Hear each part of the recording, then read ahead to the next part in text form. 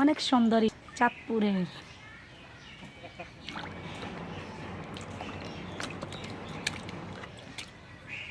দেখি আসলে চাঁদপুরে ইলিশ যাবি? হ্যাঁ, এটা চাঁদপুরের ইলিশ, মেঘনা নদীর। চাঁদপুর ইলিশ অনেক মজা। জি, চাঁদপুর ইলিশ অনেক মজা লাগে। হ্যাঁ অনেক স্বাদ।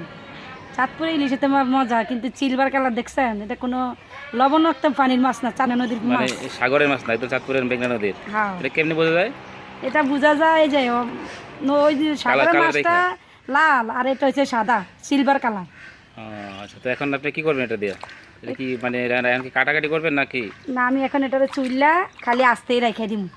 এখন আর আচ্ছা, মানে গায়ের ইটা পরিষ্কার করবেন হ্যাঁ খোসাগুলো? হ্যাঁ, গাড়ি এটা খালি পরিষ্কার দেখি করে কিভাবে নেব। পরিষ্কার করে।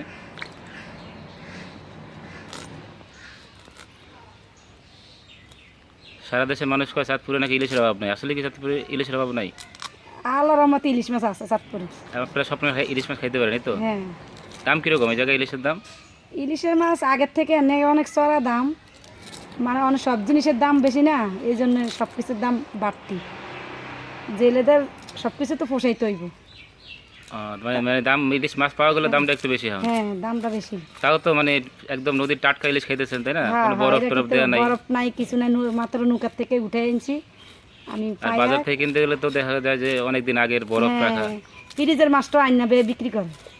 ওরা আর যখন রাখি- বিক্রি করতে পারে না তখন ফ্রিজে রেখে দেয়, হ্যাঁ, পরে আবার এক সময় বিক্রি করে। আবার আর বিক্রি করে। এগুলো তো একদম ফ্রেশ নদীর মাছ। হ্যাঁ, নদীর মাছ খাওয়ার মজাই আলাদা, তাই না? এই মাছটা আলাদা, এক পিস খাইলে আমরা কলজোড়া মুমিয়ে যাইব।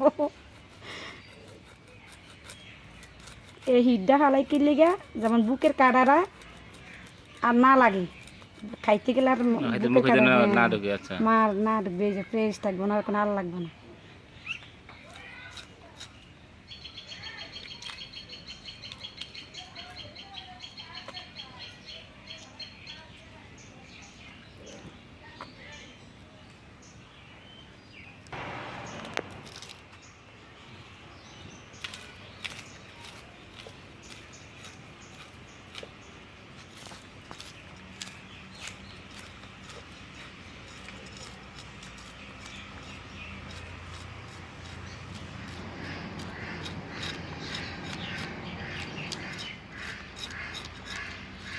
চাঁদপুরের একদম খাঁটি ইলিশ, কোনো ভেজাল নাই।